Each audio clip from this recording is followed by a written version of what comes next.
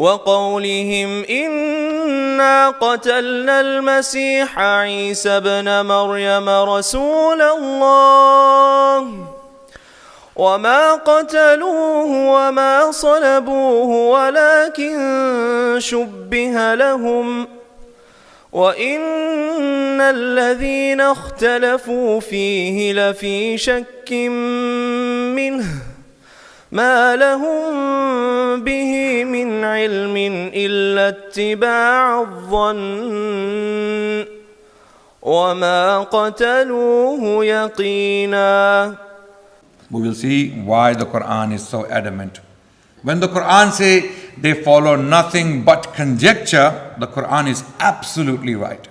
The Qur'an claims that Christians follow conjecture. They are not certain about what happened during the crucifixion. When we read the gospel records, we see conjecture. For example, they differ concerning the time of the Last Supper, which according to them was one of the events in the lead up to the crucifixion. They differ concerning the traitor who led the Romans to Christ. Did that happen at least one day before the Last Supper, as narrated by Luke, or during it after Christ gave him the piece of bread, as narrated by John? Was Christ the one who carried his cross, as John says, as was customary with one who was going to be crucified, or was it Simon of Cyrene, as the other three Gospels state? Then they say two thieves were crucified alongside Christ, one on his right and one on his left. So what was the attitude of those two towards the Messiah who was being crucified, if he was crucified? Did the thieves scorn him for being crucified and say that his Lord had abandoned him and left him to his enemies? Or did only one of them scorn him? And did the other rebuke the one who scorned him? Both thieves mocked Jesus, or did one defend him? These variations you can see in the Gospel of Mark is one thing. The Gospel of Luke, we have another. Conjecture, keep conjecture in mind. I am substantiating the Quranic view on this. The Quran simply makes a claim that Christians are following conjecture. And we will see why. At what hour did this crucifixion take place? Was it in the third hour, or as Mark says, or in the sixth, as John says? What happened after the so-called crucifixion? Mark says that the veil of the temple was torn from top to bottom. Matthew adds that the earth shook and rocks crumbled, and many of the saints rose from their graves and entered the holy city, appearing to many. Luke says that the sun turned dark and the veil of the temple was torn in the middle, and when the centurion saw what had happened, he glorified God and said, truly this man was righteous. But John does not know anything about these things. John has nothing to say on these things, even though John came later. Now these problems, very important issues. Did Jesus die before the curtain of the temple was torn? Yes, Matthew says and Mark says, as you can see the references there. But no, after the curtain was torn, then Jesus, crying with a loud voice, said, Father, into thy hands I commit my spirit. And having said this, he breathed his last. Luke. Where was Jesus at the 6th hour? On the day of the crucifixion, on the cross. Mark tells us 15:23, and John 19:14 tells us in Pilate's court. Right. Did Jesus ascend to paradise the same day of the crucifixion? Yes, according to Luke 23:43. No, according to John 20:17. Was Jesus' body wrapped in spices before burial in accordance with the Jewish burial custom? Yes, according to John 19:39. No, according to Mark 16:1. These are real problems, conjecture. And amazingly, the point I want to make, or want to lead to, is if it's the same God who is inspiring all these authors, why are they putting down different information? Why is this God deliberately confusing the readers? It is the same God who inspired John, Mark, Matthew, Luke, and it is the same God for some reason inspiring different information to different people. Why is this God playing these games? if it is God who is revealing this information to these authors, inspiring this information. We continue. When did the women buy the spices? After the Sabbath was past, Mark 16:1. Before the Sabbath, the women prepared spices and anointments. Then on the Sabbath, they rested according to the commandment, Luke 23:55. At what time of day did the women visit the tomb? Toward the dawn, Matthew 28:1. When the sun had risen, Mark 16:2.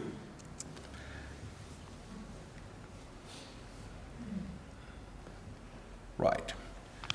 What was the purpose of which the women went to the tomb?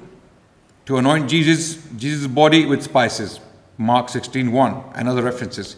To see the tomb, nothing about spices here, Matthew 28:1. For no specified reason. In this gospel, the wrapping with spices had been done before the Sabbath, John 21. A large stone was placed at the entrance of the tomb. Where was the stone when women arrived? They saw that the stone was rolled back, Mark 16:4 tells us. They found the stone rolled away from the tomb, Luke 24:2 tells us. They saw that the stone had been taken away from the tomb, John 21.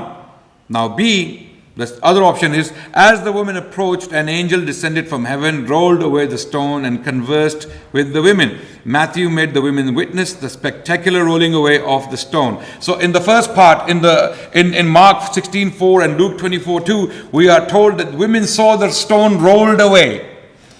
And in Matthew, we are told that they actually witnessed the angels rolling the stone away. This is not the same. This is not the same. And especially when the same God is actually delivering this information to these authors. Did anyone tell the women what happened to Jesus' body? Yes, according to all those references. Mark 16:5, one of them. Luke 24:3. Matthew 16:2. No, according to John 22. Chapter 20, verse 2, no. Right? So, the next point in this regard is, when did Mary Magdalene first meet the resurrected Jesus? And how did she react? How did she react? Mary and the other women met Jesus on their way back from their first and only visit to the tomb. They took hold of his feet and worshipped him, Matthew 28:9, amazingly.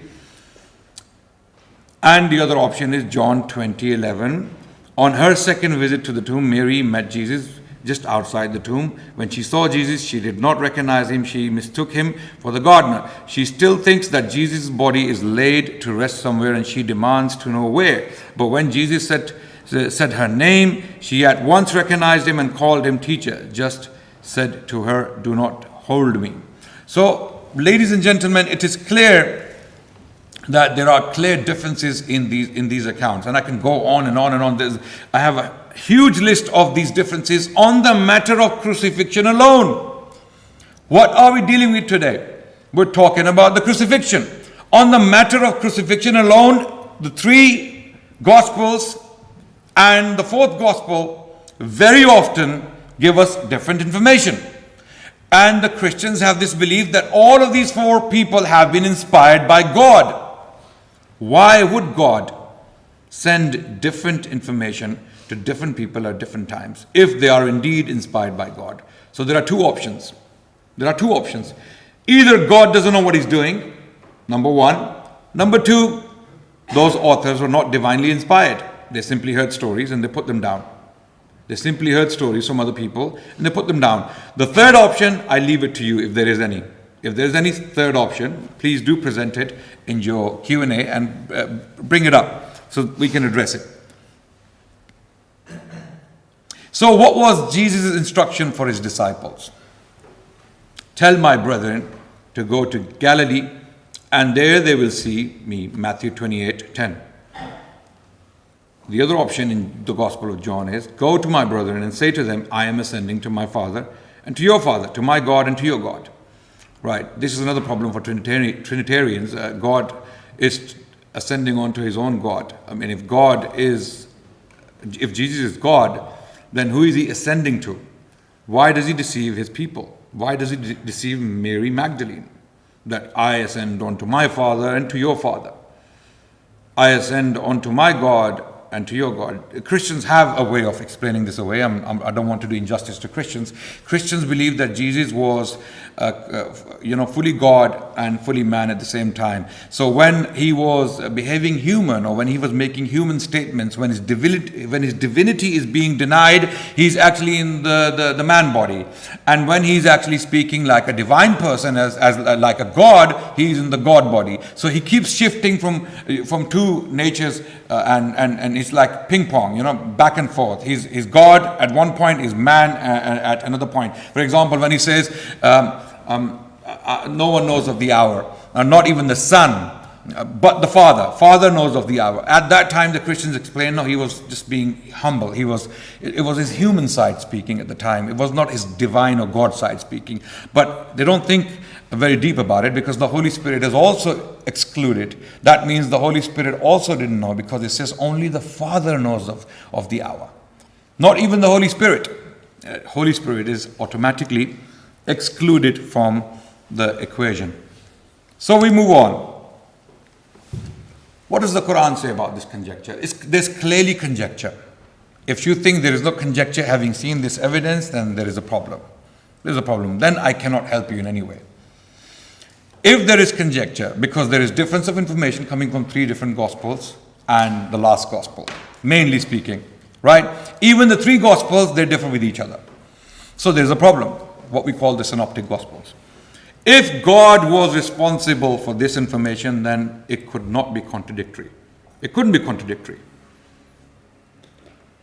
And the Quran tells us, do they not then ponder upon the Quran? Had it been from other than Allah, they would have surely found contradictions in it. So if a book has contradictions, direct contradictions, different information coming from different sources, and all of these sources are claiming to be from God, then either they are not from God, or those people who are writing are a bunch of liars. And I don't believe they were liars. They were simply putting out information they received from sources. So is it possible to doubt crucifixion altogether? Yes, absolutely. Absolutely. It could be one person who spread the rumor that Jesus was crucified. First of all, we have no eyewitnesses. Unfortunately, there is nothing the Christians have that can amount to be eyewitnesses. There are no eyewitnesses the Christians have today. None of the 4 Gospels were written by eyewitnesses. This is clearly stated by all Christian scholars. I'm talking about scholars. There are individuals walking around with Bibles on the streets, in the parks and other places. They claim otherwise because they haven't actually read their history. So finally, ladies and gentlemen, if there is so much difference in information coming from the 4 Gospels on the issue of crucifixion, then there is definitely a problem. Okay, it is very possible for the crucifixion to be false. It is very possible for the Christians to misunderstand the incident of crucifixion. Whether the crucifixion took place or not is another question altogether. Who was crucified? Was it Jesus, or was it someone else in its place? It's an open question.